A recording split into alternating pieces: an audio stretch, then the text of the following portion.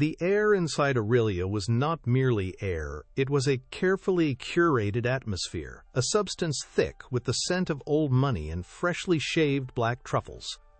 It carried the hushed whispers of deals that could topple small governments, and the delicate, almost imperceptible tinkling of silver cutlery against hand-painted porcelain. Overhead, massive crystal chandeliers hung like frozen constellations, casting a sterile, golden glow that made diamonds sparkle but offered no real warmth. This was not a restaurant. It was a sanctuary for the titans of industry, a gilded cage where power was the main course and fortunes were the currency of conversation. The silence between tables was as profound as the statements made within them, a carefully maintained void that amplified the importance of those who were permitted to break it. Every surface, from the polished mahogany of the bar to the starched linen on the tables, was designed to reflect not just light, but the very image of success, creating a world so insulated from the one outside that it felt like a different dimension entirely, governed by its own laws of physics and finance. Into this rarefied world moved Elena Vance, a ghost in a crisp white uniform. Her movements were a study in professional grace, economical and precise, honed by years of navigating crowded spaces, while balancing trays laden with impossibly expensive creations. She refilled water glasses with a silence that made her almost invisible, replaced silverware without a single clink, and offered descriptions of the daily specials in a voice that was pleasant, knowledgeable, and utterly forgettable. To the patrons of Aurelia, she was not a person but a function, a pair of hands that appeared when needed and vanished when not. This invisibility was a cloak she wore willingly, a necessary armor in a place that would judge and dismiss the woman beneath it. She kept her eyes slightly downcast, her expression neutral, her entire being calibrated to project competence without presence, efficiency without identity. She was a master of her craft, yet her greatest skill here was to simply disappear into the opulent background. But beneath the starched uniform and the placid exterior, Elena was anything but vacant. Her mind was a fortress, and within its walls a different world existed. As she decanted a bottle of wine for a banking executive, the deep garnet liquid swirling in the crystal vessel did not just represent a four-figure price tag, it transported her. The aroma that wafted up, a complex bouquet of dark cherry, leather, and cedar, was a key that unlocked a flood of memories. Suddenly, she was not in the heart of the city, but walking through the vine rows of her family's land in Napa Valley, the California sun warming her face. She could feel the ghost of her father's hand on her shoulder, his voice a low rumble as he explained the subtle signs of a perfect harvest. She could smell the rich, loamy scent of the earth after a spring rain, a fragrance more valuable to her than any perfume sold in the glittering boutiques miles from here. These memories were both a comfort and a torment, a constant reminder of the life that had been stolen from them, the legacy shattered by corporate greed. The weight of her father's staggering medical bills was a physical presence, a cold stone in her stomach that made the opulence surrounding her feel like a cruel, mocking joke. The delicate equilibrium of the dining room was shattered by the arrival of Alistair Finch. He did not simply walk into Aurelia, he conquered it. The air itself seemed to part for him, the low hum of conversation faltering as heads turned. He was a man sculpted from arrogance and tailored suits, his presence sucking the oxygen from the room and replacing it with an aura of pure, unapologetic power. His eyes, the color of a winter sky, swept across the space not with appreciation, but with the cold assessment of an owner inspecting his property. He did not acknowledge the maître d', who scurried to his side, but simply gestured dismissively toward his preferred table, a prime location overlooking the city skyline. He moved with the predatory confidence of a man who had never been told no, a man for whom the world was not a place to live in, but a chessboard upon which he was the only player that mattered. His guest, a visibly nervous investor, trailed in his wake like a pilotfish following a great white shark. The stage was set for a confrontation that will change everything. We're about to travel to the heart of New York City. But first, we'd love to know where this story is reaching you today. comment your location below, and be sure to subscribe to join our community. Elena was assigned their table, a knot tightened in her gut, a familiar reaction to this particular brand of client. She approached with her practiced invisibility, her notepad held at the ready. Finch did not look at her. He studied the wine list, a tome bound in Moroccan leather, as if it contained state secrets. "We'll start with the 82 Lafitte," he announced to his guest, not to Elena, his voice laced with the casual condescension of someone ordering a glass of water. He made a grand show of it, a performance for his audience of one. "You can't truly appreciate the complexities of a first-growth Pauillac," he pontificated, "until you've experienced a legendary vintage. The terroir speaks to you." He then waved a hand in Elena's direction, a flick of the wrist that dismissed her entire existence. "See that she decants it properly. The help here can be so heavy-handed." The insult, delivered as a casual aside, was designed to reinforce his own superiority by diminishing hers. The bottle was presented, the ritual performed with the solemnity of a religious rite. Elena handled the legendary wine with the reverence it was supposed to deserve, her movements fluid and expert. She poured a small amount for Finch to taste. He swirled it, sniffed it with an exaggerated flourish, and then took a sip, his eyes closing as if in sacred communion. He nodded curtly, the gesture of a king approving of a tribute. As Elena moved to pour for his guest, Finch began a story, his hands gesturing wildly to emphasize a point about a recent corporate conquest. It was in that moment that his hand, seemingly by accident, swung out and connected squarely with her wrist.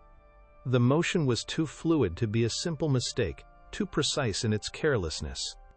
The glass tilted, and a torrent of deep red wine cascaded down the front of her pristine white uniform, a violent crimson stain spreading across the fabric like a blooming wound. A collective gasp rippled from the nearby tables. The entire world seemed to freeze. The investor's face was a mask of horrified embarrassment. The clinking of cutlery stopped. All eyes were on the waitress and the billionaire, a tableau of power and misfortune. Finch let out a short, insincere laugh. "Oh, my dear. How clumsy of me," he said, his voice devoid of any genuine remorse. The apology was a performance, another tool to demonstrate his power. He could ruin something of hers, her uniform, her dignity, and erase it with a few careless words. For a moment, a hot flash of shame and anger surged through Elena. The cold, wet fabric clung to her skin, a physical manifestation of her humiliation. But then, as the seconds stretched into an eternity of silence, something else took over. The image of her father's face, pale and thin against a hospital pillow, flashed behind her eyes.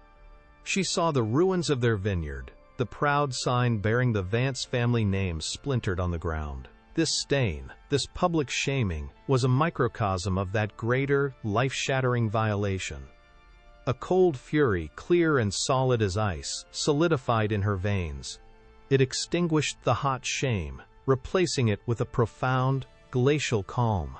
Her hands, which should have been trembling, became perfectly still. Her breathing, which should have been ragged, grew slow and controlled. The years of forced subservience, of biting her tongue and swallowing her pride to pay for another round of her father's medication, coalesced into a single point of unshakable resolve. She did not panic. She did not rush to clean the stain. She did not even look at Alistair Finch's smirking face. Instead, she paused, a statue in the center of the storm. Slowly, deliberately, she looked down at the dark red blotch that marred her uniform. Then, in a move that captivated the silent dining room, she gathered the stained fabric in her fingers, lifted it to her nose, and inhaled deeply, her eyes closing for just a fraction of a second. When she opened her eyes, the world had shifted on its axis. The faint, confident smile that touched her lips was not for Alistair Finch, nor for his horrified guest, nor for the captivated audience of the dining room. It was a smile of pure, crystalline recognition, a private moment of communion with a truth only she could perceive. In that single deep inhalation, she had bypassed the performance and tasted the lie. It was not the ghost of Pauillac's gravelly soil that filled her senses, nor the elegant phantom of aged Cabernet Sauvignon. Instead, her highly trained palate, a sensory library built over a lifetime, was flooded with a cacophony of fraudulent signals. There was the cloying, almost syrupy sweetness of glycerol, a cheap trick used to mimic the full-bodied mouthfeel of a truly great wine. Beneath it, a harsh, splintery note of raw oak chips, a desperate and clumsy attempt to replicate the nuanced vanilla and spice imparted by decades in a French barrique. And finally, the dominant character, the jammy, unsubtle fruit of a young, hot-climate Malbec, a profile as far from the refined earthiness of a first-growth Bordeaux as a child's crayon drawing is from a Rembrandt. The smile remained, a subtle, unnerving curve on her lips. It was the smile of an expert who had just uncovered a crude forgery. The entire charade, Finch's pontificating, his condescending lecture on terroir, his extravagant display of wealth, it all collapsed into a pathetic heap of pretense. This bauble, this supposed treasure, worth more than her monthly salary, was a fraud. And in that moment, she understood something profound about the man before her. He was the same as the wine he championed. A hollow imitation of substance, wrapped in an expensive label, peddling a false narrative of greatness. The realization did not bring her anger, not yet. It brought a serene, almost chilling clarity. The power dynamic in the room had not just been altered, it had been inverted. He thought he was the king, holding court with his priceless artifacts, but she knew the truth. He was a fool, a pretender, and she was the only person in this temple of wealth who could see it. Her spine straightened, a subtle, almost imperceptible shift, but one that radiated a newfound authority. The invisible waitress was gone, and in her place stood a judge. She turned her gaze away from Alistair Finch, a deliberate and calculated act of dismissal. Her eyes, clear and steady, met those of his guest, the nervous investor. She addressed him directly, her voice no longer the hushed, deferential tone of a server, but the calm, measured cadence of an educator. It was a masterstroke of strategy, isolating her target by appealing to the witness. "Please, don't be alarmed, sir," she began, the words cutting through the thick, expectant silence of the room. "It's not a great loss." The statement hung in the air, a beautiful piece of understatement that was more damning than any shouted accusation. It was a declaration that the supposed sacrilege that had just occurred, the spilling of this legendary wine, was, in fact, an event of no consequence whatsoever. She was not just forgiving the spill, she was nullifying the very value of what was spilled and, by extension, the man who had presented it as a symbol of his own supreme status. The investor's eyes widened, a flicker of confusion and dawning fascination replacing his earlier embarrassment. Then, and only then, did she turn her attention to Alistair Finch. She looked at him directly, her gaze unwavering, and the full force of her quiet confidence washed over him. He was no longer a titan of industry, he was merely a man who was about to be unmasked in front of his peers. "Because this," she said, her voice dropping slightly but losing none of its precision, "is not a 1982 Chateau Lafite Rothschild." She paused, letting the weight of the accusation settle into the room, allowing the shock to ripple from table to table. She watched the blood drain from Finch's face, a subtle but satisfying retreat of color that left his skin looking waxy and tight under the golden light of the chandeliers. She continued, her words methodical and irrefutable, a clinical dissection of his lie. "It's a common Argentinian Malbec blend, likely from the Mendoza region. A good one perhaps for its price point, but it's been manipulated." Every word was a hammer blow against the fragile edifice of his ego, delivered with the dispassionate air of a scholar presenting a thesis. She leaned in ever so slightly, not in a gesture of aggression but of intimacy, as if sharing a secret with the entire room. "It's been artificially aged with glycerol to add viscosity and a false sense of body." Her explanation was not just for Finch but for everyone listening, a public lesson in fraud. And the dominant notes of vanilla and toast are not from decades of patient maturation in seasoned French oak. They're from the use of cheap oak chips, a shortcut that leaves a telltale acrid bitterness on the finish. She held his gaze, a predator that had its prey cornered. A rather clumsy counterfeit, actually. If you knew what to look for, you could smell the aggressive microoxidation used to mimic the effects of age. It creates a cooked fruit character, like stewed plums, that a true Lafitte of that vintage would never possess. There was no room for debate. It was not an opinion, it was a verdict, delivered by an authority he never knew existed. The king was naked, and the invisible servant was the one who had pointed it out. Alistair Finch was frozen in a state of pure, unadulterated shock. His mind, a finely tuned machine for hostile takeovers and market manipulation, simply could not process the data it was receiving. He had been publicly contradicted, expertly and systematically dismantled by a waitress. The humiliation was a physical sensation, a wave of heat that crawled up his neck and settled in his face, turning his skin a mottled, furious red. The world he had so carefully constructed, a world where his wealth and status made his pronouncements infallible, had been shattered by the one person in the room he considered less than human, a mere piece of functional scenery. His mouth opened and closed silently, like a fish gasping for air.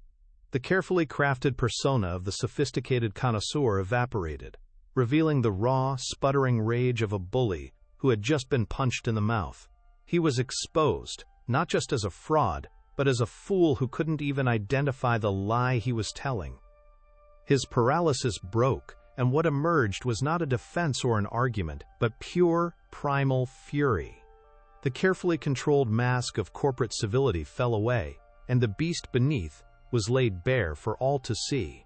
His fist slammed down on the table, making the silverware jump and his guest flinch violently. "Manager!" he bellowed, his voice a raw, ugly sound that tore through the restaurant's hushed atmosphere. The word was a weapon, a summons for an underling who could restore the natural order of things. He pointed a trembling finger at Elena, his face contorted into a mask of pure hatred. This insolence. I will not be spoken to this way by a servant." The word, servant, was spat out like a poison, his only remaining tool to reassert his dominance. He couldn't challenge her knowledge, so he attacked her station, desperately trying to shrink her back down into the box he had created for her. The restaurant manager, a man named Julian, who moved with the perpetually stressed energy of someone trying to please the unpleasable, scurried to the table. His face was pale, his eyes darting between the enraged billionaire and the impossibly calm waitress.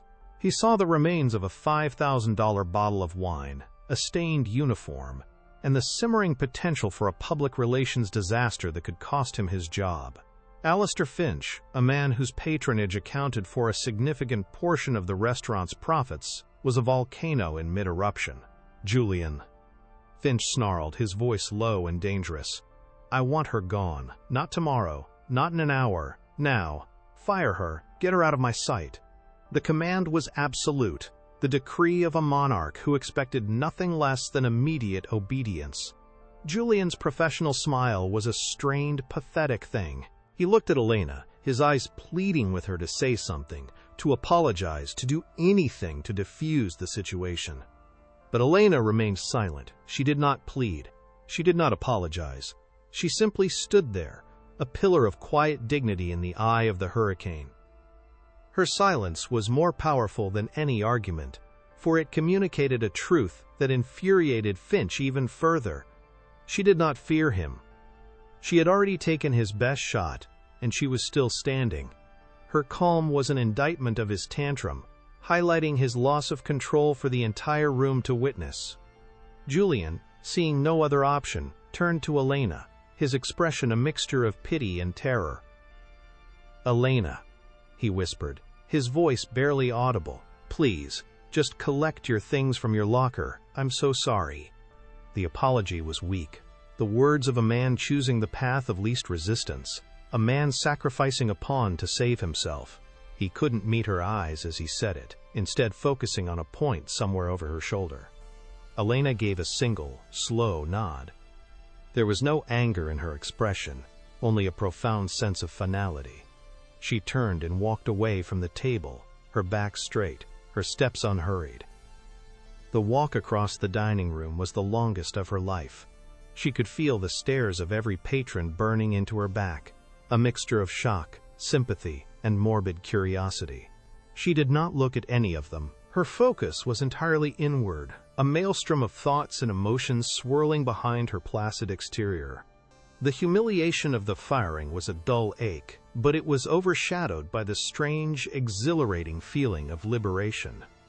For the first time in years, she had spoken her truth. She had refused to be invisible.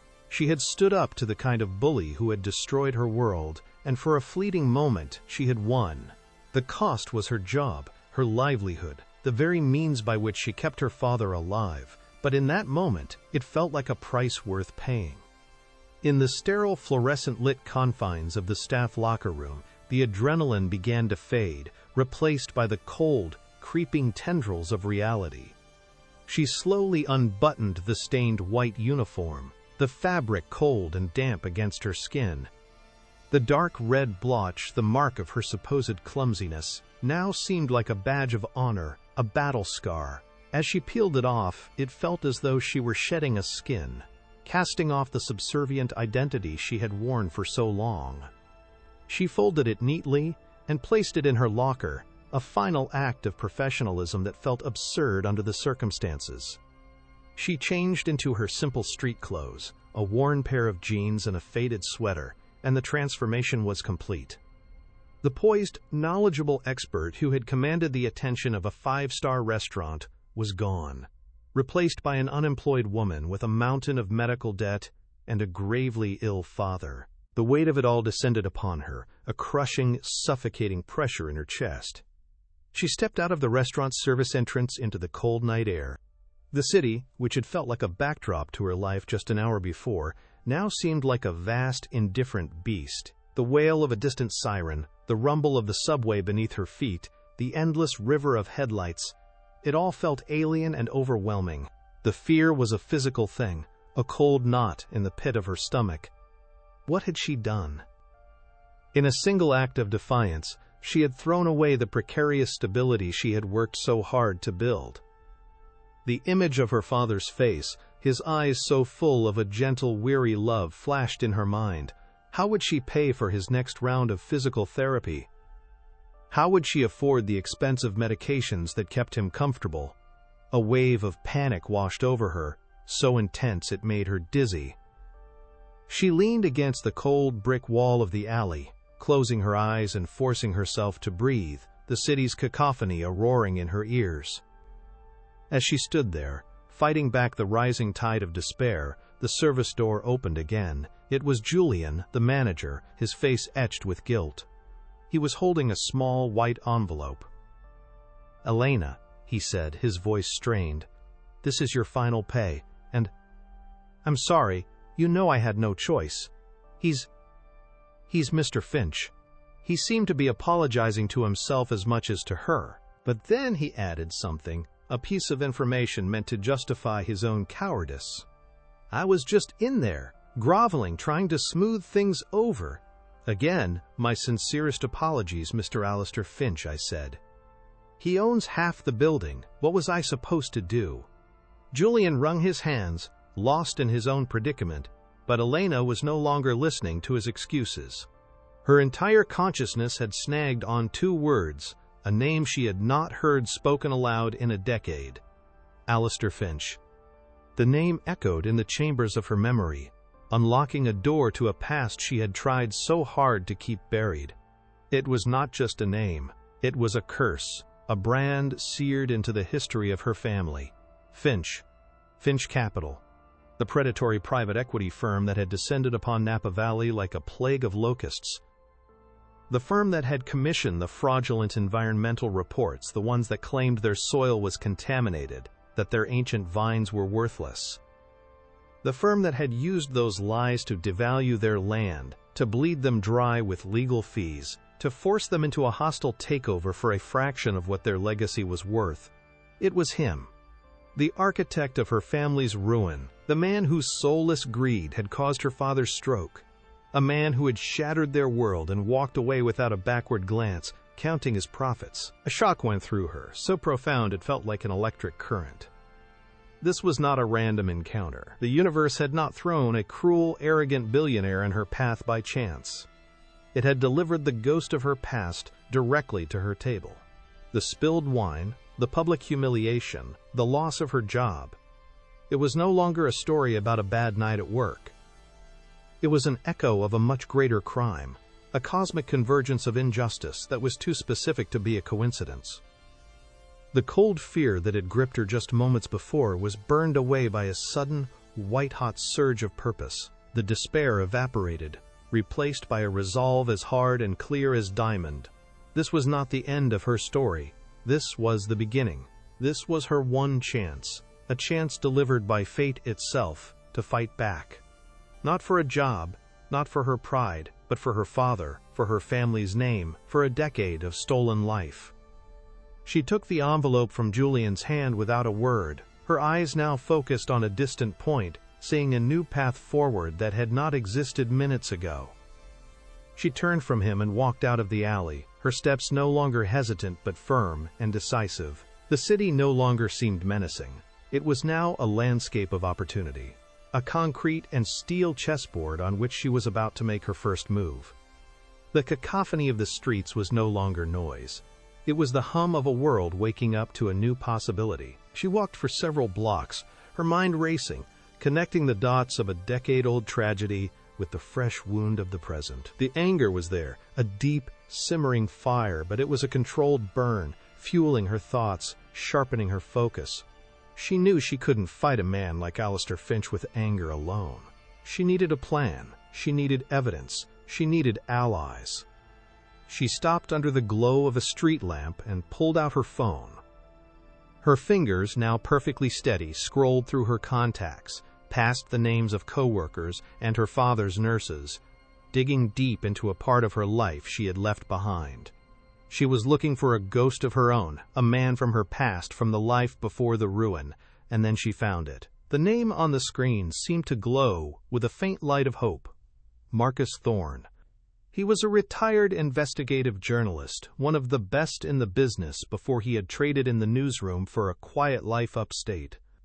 More importantly, he had been a dear friend of her father's, a man who had shared bottles of their finest vintage on the porch of their family home, a man who understood the language of truth and the rot of corporate corruption. He had been horrified by what Finch Capital had done, but had been unable to find a smoking gun at the time. Her thumb hovered over the call button. A sliver of doubt tried to creep in. What would she say? Would he even remember her? It had been so long. But the image of Finch's smug face, followed by the memory of her father's vacant stare from his hospital bed, obliterated any hesitation.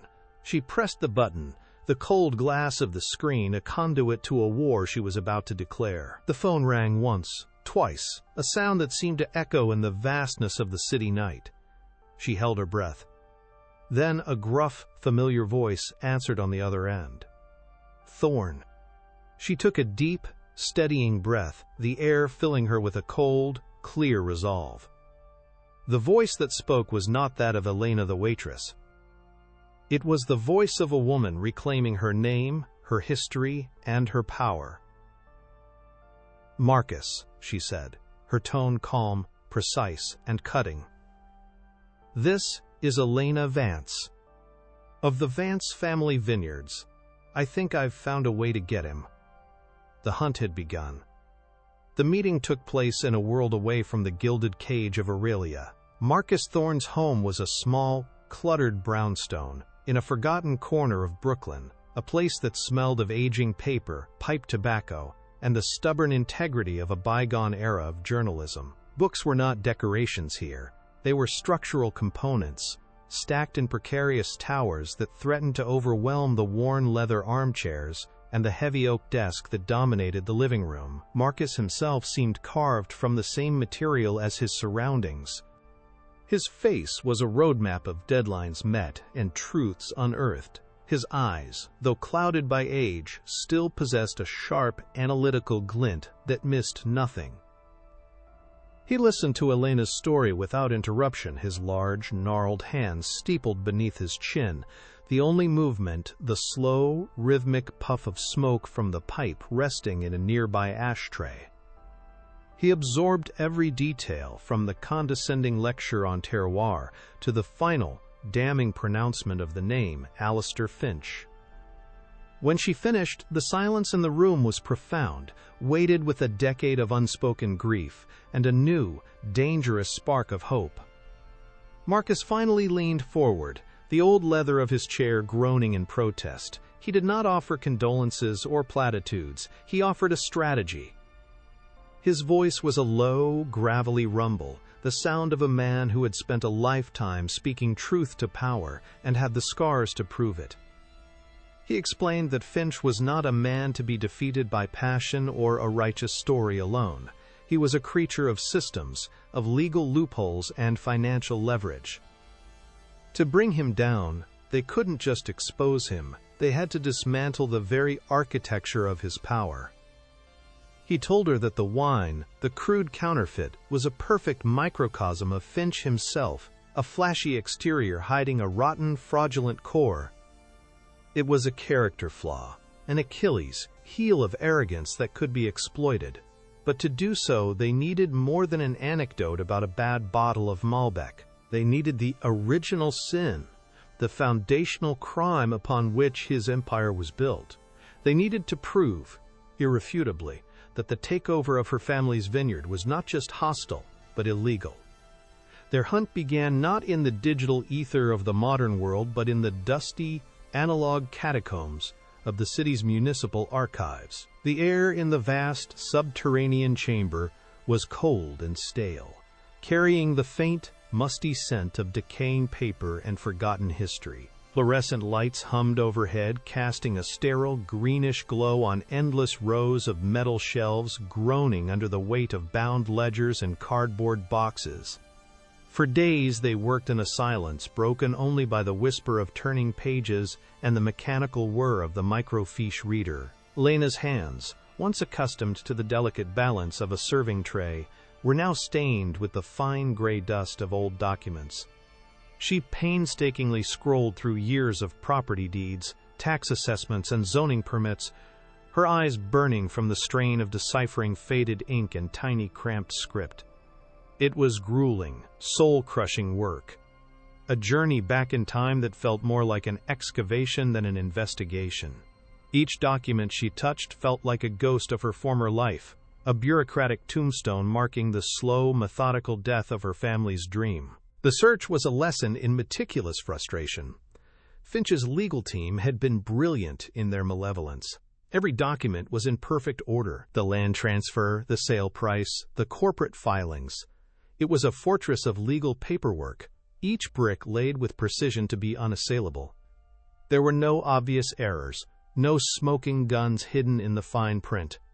After a week of relentless searching, a cold wave of despair began to wash over Elena. The initial fire of her resolve was being dampened by the sheer, overwhelming mundanity of the bureaucracy Finch had used to shield himself. She sat back from the glowing screen of the microfiche reader, the ghostly image of a legal signature wavering before her eyes. The image of her father's face superimposed itself over the text, his eyes weak but still fighting. Was this all for nothing? Was she chasing a phantom, a justice that existed only in her own mind, while his real, tangible suffering continued day after day? The weight of her responsibility, of his life depending on her, felt heavier than ever in the cold, silent archive. It was Marcus who saw the path forward, his old journalist's instincts cutting through the fog of legal jargon. He tapped a gnarled finger on a stack of printed records they had gathered. He explained that they were looking in the wrong place. The crime was not in the transaction itself, but in the justification for it. Finch didn't forge the deed. He created a false reality that made the sale inevitable. The weapon he used was not a pen, but a lie, a grand, scientifically packaged deception. He had devalued the Vance family land to the point where they had no choice but to sell for pennies on the dollar. The key, he insisted, was not in the city archives, but in the files of the company that had provided Finch with his ammunition. A third-tier environmental consulting firm named Geoanalytics Solutions, a company known for its willingness to produce whatever results a wealthy client paid for. The fraudulent environmental reports were the true smoking gun. The problem, however, seemed insurmountable. Those reports were proprietary documents buried deep within the corporate servers of Finch Capital and Geoanalytics. They were a decade old, likely archived in a digital fortress that no ordinary citizen could ever hope to breach. Requesting them legally would trigger alarms all the way to the top, giving Finch ample time to destroy them forever. They had hit a wall, a barrier of corporate secrecy that seemed as impenetrable as the walls of the archive. For a moment, it felt like the end of the road. They had the theory, the motive, the narrative, but they lacked the one thing that mattered in a court of law and the court of public opinion: hard, undeniable evidence. The silence in Marcus's study was thick with the weight of this new obstacle. The scent of old paper and tobacco now seemed less like a fragrance of integrity and more like the smell of a noble but ultimately futile fight. Marcus, however, was a man who had spent his career finding cracks in fortress walls. He leaned back in his chair, a thoughtful frown creasing his brow, and began to type on his ancient desktop computer. He was not searching for the reports themselves, but for a name. He was digging through old articles, press releases, and industry forums, looking for a ghost. He was searching for someone who had worked at Geoanalytics a decade ago, someone who had left under a cloud, someone who might still carry a grudge, or, more importantly, a conscience. For hours he navigated the forgotten alleyways of the internet, chasing down old employee profiles and news clippings. Elena watched, her heart a tight knot of hope and anxiety. And then he stopped. He pointed a triumphant finger at the screen. "There," he said, his voice a low growl of satisfaction. Dr. Aris Benin, lead soil scientist on the Napa Valley project. He left the company 6 months after the report was filed. Cites ethical disagreements in a local trade paper interview. Then he dropped off the map. Finding Dr. Aris Benin was the next chapter of their hunt. He was no longer a high-flying corporate scientist, but a man living in self-imposed exile, teaching community college geology in a sleepy town in upstate New York. He was a man running from his past, and he was terrified when Marcus and Elena found him. They met in a sterile, anonymous diner off the interstate, the air thick with the smell of stale coffee and fried food. Benin was a shadow of the man in his old corporate headshot. He was thin, with haunted eyes that darted nervously toward the door every time the bell chimed. He listened to Elena's story, his hands trembling as he clutched a ceramic coffee mug. He remembered the Vance project. He remembered the pristine soil samples, the vibrant ecosystem, the perfect conditions for growing world-class grapes. He remembered his original report, the one that celebrated the land as a viticultural treasure. The guilt poured out of him in a torrent of whispered confessions. He spoke of the pressure from his superiors, the closed-door meetings with men in expensive suits from Finch Capital. He described how his report was taken from him and systematically altered. Data points were changed, conclusions were inverted and carefully selected. Irrelevant contaminants were amplified to create a portrait of a toxic wasteland. He was told to sign his name to the revised document, or his career would be over. He was young, ambitious, and scared. He signed the lie, and the guilt had been eating him alive ever since. He told them he was forced out of the company shortly after, a loose end they wanted to tie up. He had lived with the shame for 10 years, the knowledge that his scientific integrity had been a weapon in the destruction of a good family. Elena didn't see a coward sitting across from her. She saw another victim of Alistair Finch's rapacious greed. She spoke to him not with accusation, but with a quiet empathy that seemed to break through his wall of fear. She told him about her father, about the years of watching the strong, vibrant man she adored fade away, his body and spirit broken by the financial ruin that began with Benin's falsified report. She explained that this was not about revenge, but about reclaiming a stolen truth. It was a chance for both of them to find a measure of peace, to correct a terrible wrong that had poisoned both their lives in different ways.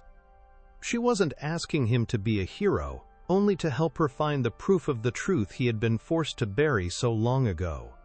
Her sincerity, her profound and quiet dignity, reached him in a way threats or promises never could have. After a long, agonizing silence, Benin made his decision. He couldn't give them the final, fraudulent report. That was locked away on Finch's servers, but he had kept something. A digital ghost he had hidden away as a dark form of insurance. A secret penance. He had saved a copy of his original, unaltered report. The real one. The one that proved the Vance family land was not only clean, but was a perfect, irreplaceable piece of the Napa Valley terroir. He had it hidden on an old, encrypted hard drive, a digital artifact of the truth he had been too afraid to defend. He agreed to give it to them. The meeting ended with a quiet exchange in the diner's parking lot. Benin, his hand still shaking, passed a small, anonymous thumb drive to Elena. It felt impossibly light in her hand, yet it contained the weight of her entire past and the key to her future. It was the stone for her slingshot. Back in Marcus's study, the atmosphere was electric with anticipation. Elena slid the thumb drive into the laptop, her heart pounding against her ribs. A single folder appeared on the screen. Inside was one file, a scientific report filled with geological charts, soil composition data, and chemical analyses. To an untrained eye, it was an impenetrable wall of technical jargon, but to Elena, it was a beautiful, soaring poem. She read through the data, and it was like hearing her father's voice again, explaining the unique mineral deposits that gave their Cabernet its signature notes of graphite and dark cherry. She saw the scientific validation of everything her family had known in their hearts for generations. The report was a love letter to the land she had lost, a testament to the legacy that had been stolen.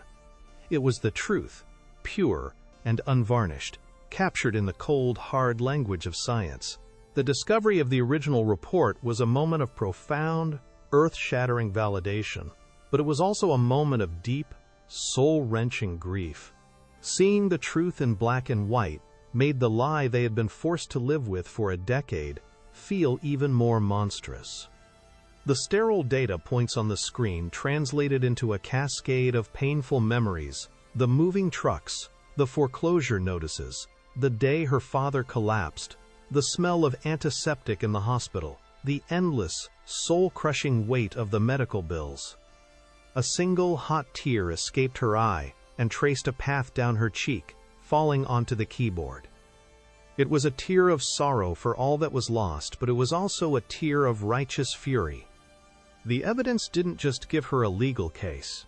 It gave her a weapon forged in the very truth Finch had tried to bury. It was proof of his character, his methods, his soulless, calculated cruelty. While Elena and Marcus were unearthing his past, Alistair Finch was feeling the first faint tremors of a coming earthquake. In his sterile, panoramic office high above the city, a junior analyst brought him a routine digital security report.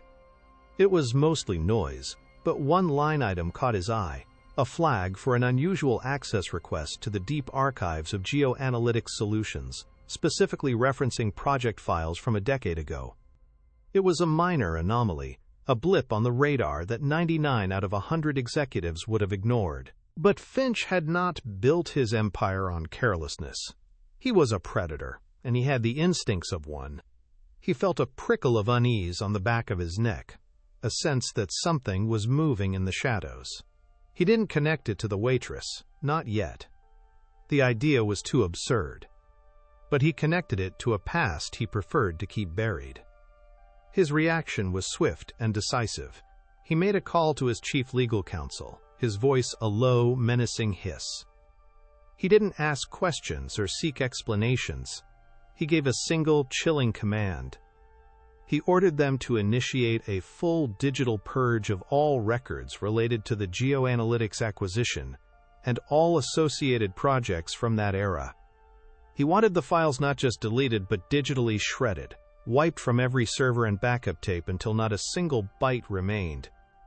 He called it a routine data hygiene protocol, but it was an act of a guilty man frantically trying to cover his tracks. He felt a flicker of annoyance at the inconvenience, but not a shred of remorse. The Vance Vineyard was a footnote in his career, a forgotten victory. He had no idea that the daughter of that forgotten family now held the one piece of evidence his army of lawyers could not erase. The race was on. With the irrefutable proof in their possession, the final pieces of the plan began to fall into place. It was Marcus who articulated the strategy for the endgame. He explained that a lawsuit would take years, mired in appeals and corporate legal maneuvering that would bleed Elena dry. Finch would use his immense resources to delay and obfuscate until she simply gave up. Justice, Marcus argued, needed to be swift, public, and absolute. They would not attack him in a courtroom. They would execute him in the court of public opinion, the one place where his reputation was both his greatest asset and his most vulnerable weakness. They needed a stage, a moment where the world's financial press and his own peers were all watching, a place where he would be stripped of his power before he even knew he was under attack. The perfect venue was obvious: the upcoming annual shareholder meeting for Finch Capital. It was Finch's grandest performance of the year, a carefully choreographed spectacle, where he would stand before his investors and the media to boast about his conquests and his ever-rising profits. It was his temple, the place where he was worshipped as a titan of finance. The irony was too perfect to resist. They would use his own stage, his own spotlight, to expose the fraudulent foundations of his success. Marcus used his old press credentials and a few well-placed calls to contacts who still owed him favors. He secured a press pass for the event, not under his own name, but under a generic freelance journalist designation. The pass was for Elena. She would be the one to deliver the final blow. The days leading up to the meeting were a blur of intense preparation. Elena, with Marcus coaching her, transformed. She was no longer just a victim seeking justice. She was an advocate, a prosecutor preparing for the trial of her life. She studied the shareholder reports, memorizing financial figures and corporate structures. She rehearsed her statement over and over, refining every word, every pause, every inflection. Marcus drilled her, playing the part of a hostile journalist, throwing difficult questions at her, forcing her to hone her arguments until they were as sharp and unbreakable as diamond. She was learning to channel her years of grief and silent rage not into an emotional outburst, but into a cold, precise, and devastatingly effective presentation of the facts. The quiet dignity she had displayed at the restaurant was being forged into a weapon of immense power. The evening before the shareholder meeting, Elena stood before the mirror in her small apartment. The woman looking back at her was someone new, someone she hadn't seen in a decade. The haunted, weary look in her eyes was gone, replaced by a focused, unwavering fire. The slight slump of her shoulders, born from years of servitude and exhaustion, was gone, her posture now straight and confident. She was wearing a simple, dark business suit, a stark contrast to the white uniform she had been forced to wear. The suit was her armor for the coming battle. In her hand, she held the small, innocuous thumb drive. It was a simple piece of plastic and metal, but it contained the truth. It held the power to reclaim her family's name, to honor her father's suffering, and to bring a titan crashing down to earth. The next morning, the city air was crisp and cold. Elena walked toward the gleaming glass and steel skyscraper that housed the headquarters of Finch Capital. The building loomed over her, a monument to the man who had tried to erase her. For a moment, a flicker of the old fear, the old feeling of being small and powerless, tried to assert itself. She felt the cold knot in her stomach. But then she clutched the press pass in her pocket, the laminated plastic, a talisman against the doubt. She thought of her father, of the vineyard, of the stolen years. The fear was consumed by a profound, glacial calm. She was not a waitress anymore. She was not a victim. She was Elena Vance, of the Vance family vineyards, and she was walking into the heart of her enemy's empire to reclaim what was hers. The stage was set. The final confrontation was about to begin. The main ballroom of the Finch Capital headquarters was a cathedral built to the god of money. It was a cavernous space of cold marble, dark wood, and brushed steel, designed to minimize human warmth and maximize the sense of overwhelming scale. A single, colossal screen dominated the stage, displaying a relentlessly upward-trending graph of the company's stock price, a vibrant green line that promised infinite growth. The air was sterile, chilled to a precise temperature, and carried the faint homogeneous scent of expensive cologne and ambition. Hundreds of investors and financial journalists filled the tiered seating, a sea of dark, impeccably tailored suits, their faces illuminated by the glow of laptops and smartphones. They were the acolytes, gathered for their annual sermon from the high priest of profit himself. On the stage, Alistair Finch stood at a sleek, minimalist lectern, bathed in the warm glow of a spotlight, a master of the universe surveying his creation. He was in his element, his voice resonating with a practiced, confident baritone as he spoke of acquisitions, market dominance, and shareholder value. He was untouchable, a titan on his throne, and the world was his for the taking. When the floor was opened for the question and answer session, a series of fawning inquiries followed, from pre-approved journalists, each one a soft pitch, designed to let Finch elaborate on his own genius. Then, from the back of the room, a figure rose and walked toward a standing microphone in the aisle. It was a woman in a simple, dark suit, her movements deliberate and unhurried. She did not look like the other journalists, who buzzed with a nervous, competitive energy. She moved with a preternatural calm, a stillness that drew the eye. Alistair Finch squinted slightly against the stage lights, a flicker of annoyance crossing his face at this unscheduled participant. He did not recognize her. To him, she was just another anonymous face in the crowd, a minor interruption in his performance. He gestured with a magnanimous, slightly bored wave of his hand, a silent permission for her to speak. Elena reached the microphone, her hand closing around its cool, metal shaft. She could feel the steady, powerful thrum of her own heartbeat, a deep and rhythmic drumbeat of purpose. The entire room turned to look at her, a single, collective entity of curiosity. She took a slow, deep breath, and the vast, impersonal ballroom seemed to shrink, becoming an intimate stage for what was to come. She did not begin with a question. She began with a statement, her voice perfectly amplified by the sound system, clear and steady, cutting through the low hum of the room with the precision of a surgeon's scalpel. She said, "My name is Elena Vance." She paused, letting the two words hang in the air before delivering the payload. "Of the Vance family vineyards." A ripple of confusion went through the audience. The name meant nothing to them. But on the stage, Alistair Finch's confident smile faltered for the first time. The name, Vance, seemed to stir something in the deep, dusty archives of his memory. A transaction from long ago that he had buried under a mountain of subsequent victories. Elena continued, her eyes locked on his, an accuser before a king. "A few weeks ago, Mr. Finch, you visited a restaurant called Aurelia. You were there to impress an investor, and you ordered a very expensive bottle of wine.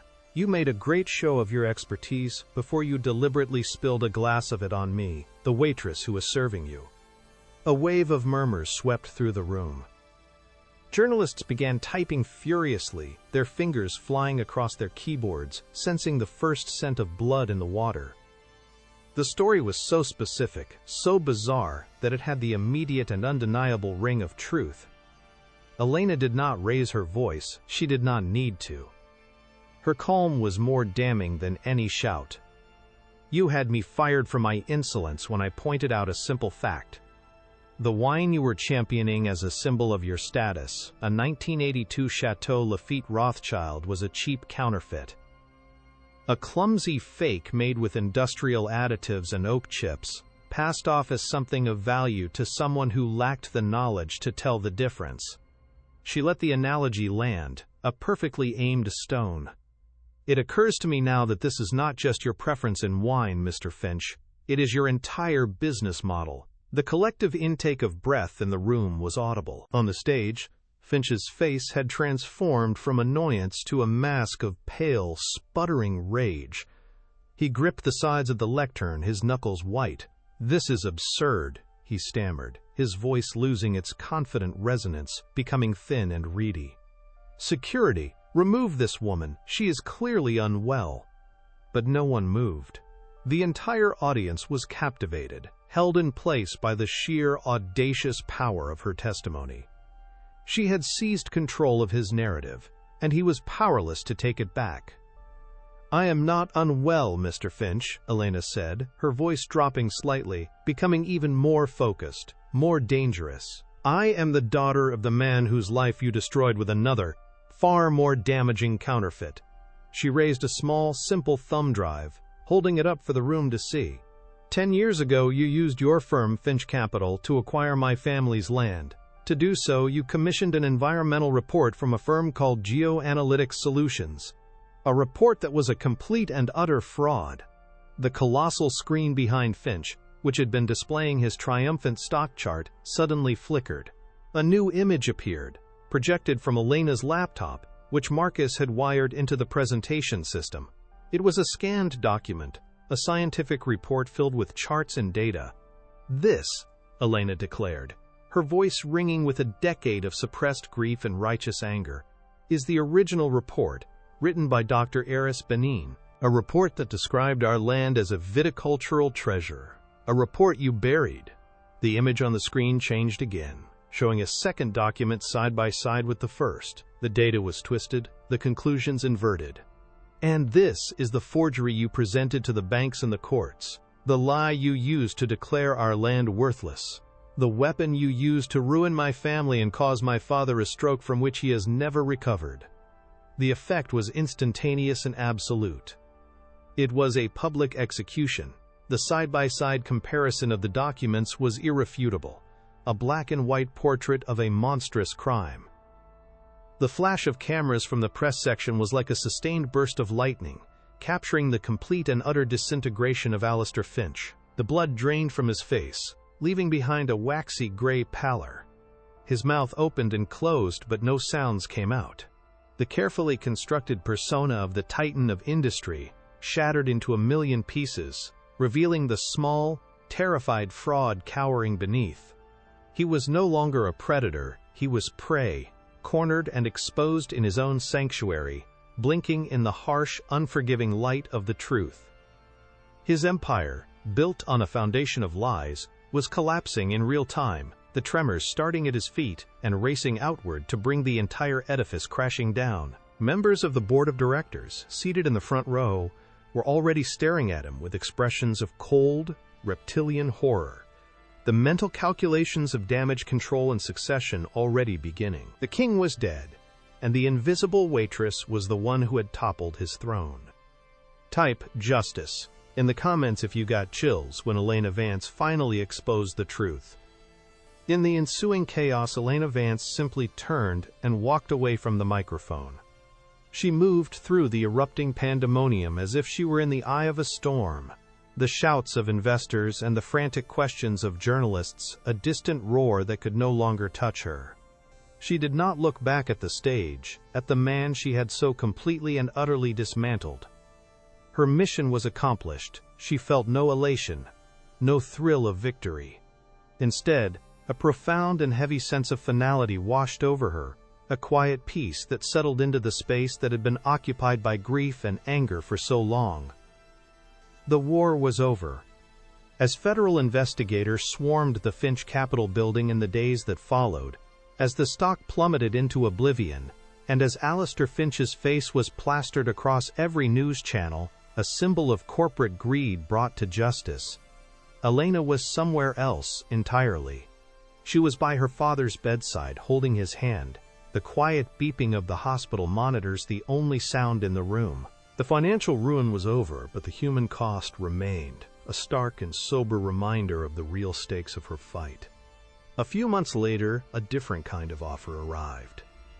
It came from a rival investment group, a firm with a reputation for ethical practices, whose CEO had been in the audience at the shareholder meeting.